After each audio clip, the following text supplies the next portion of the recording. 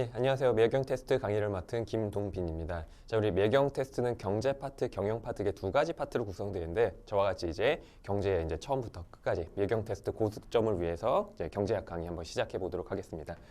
자, 강의 노트 서두에 보시게 되면은 이제 챕터 1 이제 경제 파트, 경제학 입문에 대해서 나와 있는데 강의 들어가기 전에 간단하게만 말씀드리도록 하겠습니다. 경제학에 대해서 어느 정도 공부를 하셨거나 아니면 처음 공부하시는 분들이라고 하더라도 말이죠. 경제학이 이제 크게 미시 파트, 거시 파트, 그 다음에 이제 국제 경제 파트 이렇게 크게 세 개의 줄기로 나누어져 있다라는 거 다 알고 계실 텐데 말이죠.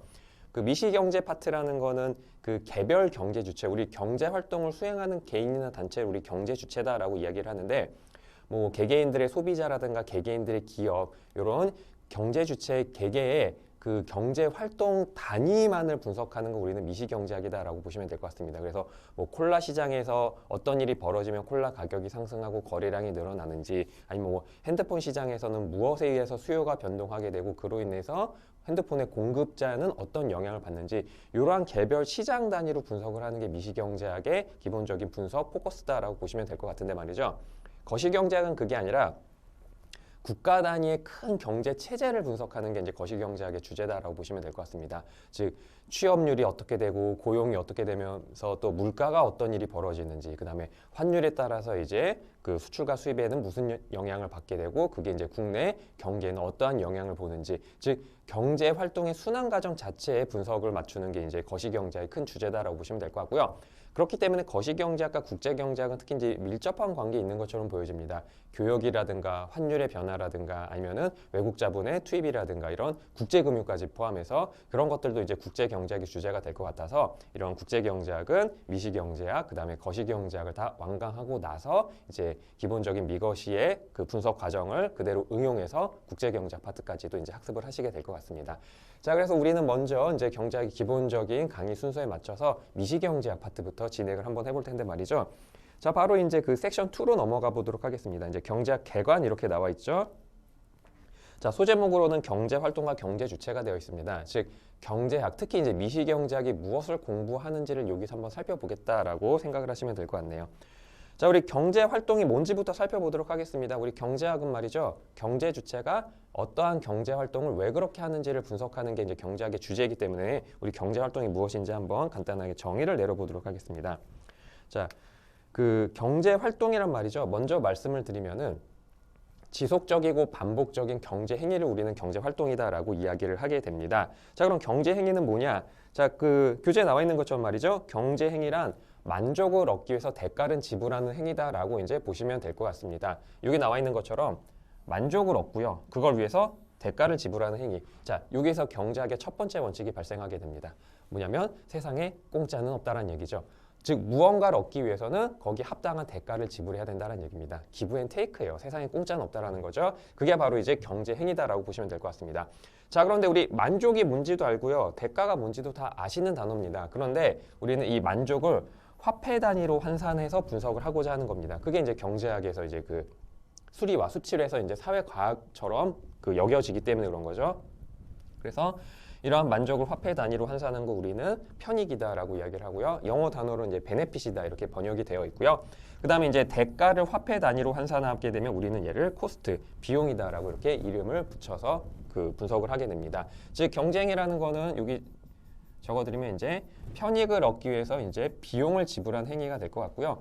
당연히 여러분들은 이렇게 되도록 경제 행위를 하는 게 우리 합리적이다라고 볼 수가 있겠죠. 물론 등호까지도 인정을 해줍니다. 즉 어떠한 경제 행위를 하게 될 땐 말이죠. 그걸 하기 위해서 포기한 것의 가치보다 그 경제 행위를 통해서 얻어온 만족의 크기가 더 크도록 최소한 그거보다 작지 않도록 하는 게 이제 합리적인 경제 행위다라고 보시면 될 것 같습니다. 자, 그 다음에 이제 차후에 이러한 경제 행위를 분석할 때 용어가 하나 더 나오게 될 텐데 우리 순편익이라는 용어도 지금 이 슬라이드에서 한번 정의를 내려보죠. 순편익은 뭐냐면은 바로 이런 편익에서 비용을 차감한 값이다라고 생각을 하시면 될 것 같습니다. 이게 이제 순편익, 즉 순편익이 0보다 크다는 얘기는 어떠한 경제 행위를 해서 얻은 편익이 비용보다 크다, 합리적인 경제 활동을 했다라고 이제 이해를 하시면 될 것 같습니다. 자, 이게 이제 기본적인 이제 경제 행위의 원칙이다라고 보시면 될 것 같은데, 자, 그런데 우리 아까 경제 활동이란 뭐냐면은 지속적이고 반복적인 경제 행위를 경제 활동이다라고 이렇게 이름을 붙였습니다. 이게 왜 필요하냐면 말이죠. 경제 행위, 지구상에서 발생하는 경제 행위는 진짜 많습니다. 정말 무수히 많은 경제 행위가 존재하겠죠.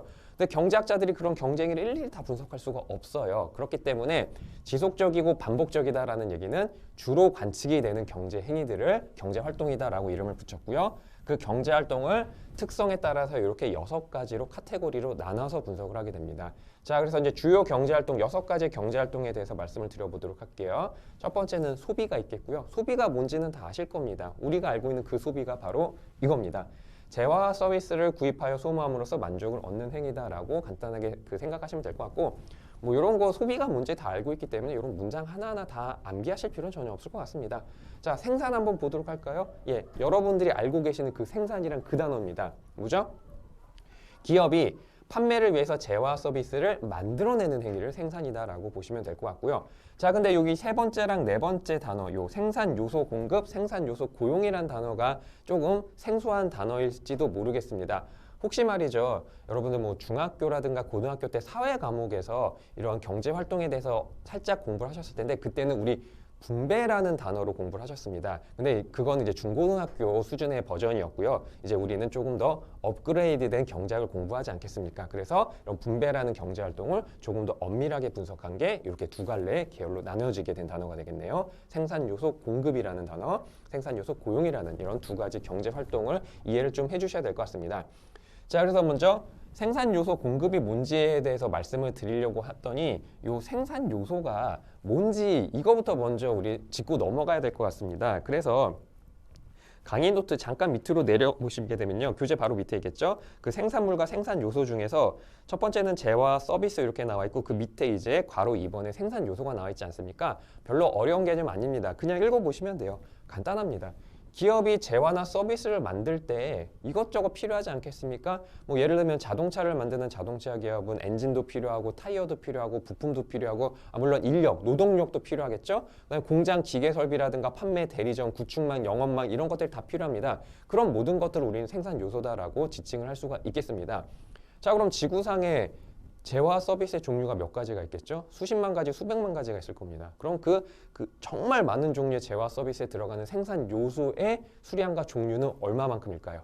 거의 뭐 손으로 셀 수도 없을 정도로 정말 무한대에 가까운 정도의 생산 요소가 종이 존재하겠죠. 그렇기 때문에 경제학자들은 얘를 그 생산 요소를 그 요소가 들어가는 특성에 맞춰서 3가지 범주로 나누어서 분석을 하게 됩니다. 여기 나와 있는 것처럼 여러분 노동, 그 다음에 두 번째 자본, 그 다음에 세 번째 토지, 이렇게 이제 노동, 자본, 토지 이렇게 3가지로 분류를 해가지고 생산 요소의 특성에 따라서 경제학적인 이제 관점 분석을 이루어 나간다라고 이해를 하시면 될 것 같은데, 자, 노동이 뭔지는 다 알고 계실 겁니다. 노동이 뭐죠? 바로 사람의 인력 서비스를 지칭한다라고 생각하시면 되겠습니다. 그 다음에 여기에서 조금 이제 헷갈리실 수가 있는데, 여기 이제 자본 먼저 설명을 드리도록 할게요. 자본. 노동은 뭔지 다 아실 테니까. 노동 알고 계시죠? 노동자 인력 서비스다라고 보시면 되니까 아주 쉬운 거니까 그냥 바로 넘어가도록 하는데, 자본입니다. 자본. 우리 자본 그러면 흔히 이 돈이다라고 생각하실 수 있지 않습니까? 아니에요. 경제학에서 말하는 자본은 뭐냐면은 이 노동과 토지를 제외한 생산 요소를 말합니다. 예를 들자면은 공장 설비, 기계, 부품 이런 것들을 다 자본이다라고 볼 수 있겠죠. 자, 여러분들은 지금 이 토마토패스의 이 강의를 듣고 계시는데, 토마토패스는 기업이고요. 저는 이러한 서비스를 지금 산출해내고 있습니다. 그렇기 때문에 여기도 노동과 자본과 토지가 결합된 상태죠. 저는 당연히 노동력일 테고요. 자본은 무엇입니까? 뭐 이런 것들, 이런 부품들, 자, 이런 이제 보드들, 그 다음에 여기 이제 모든 촬영 장비들, 이런 것들이 다 자본에 포함되는 겁니다. 그렇기 때문에 자본은 설비라든가 기계라든가 이런 유형의 생산 요소를 지칭하고 있다라고 생각하시면 돼요. 근데 왜 자본을 돈이다라고 오해를 하십니까? 자, 이 자본을 조달하기 위해서 말이죠. 기업은요. 아니, 지금 이 자본을 만들기 위해서 제가 막 이런 그 촬영 장비를 막 조립하고 분해하고 그러진 않지 않겠습니까? 다 어디선가 구매를 하거나 임대를 하거나 조달해 옵니다. 이렇게 자본 설비를 조달하고 임대하기 위해서 뭐가 필요하죠? 돈이 필요하잖아요. 그렇기 때문에 기업은 자본을 조달하기 위해서 금융시장이라든가 아니면 여타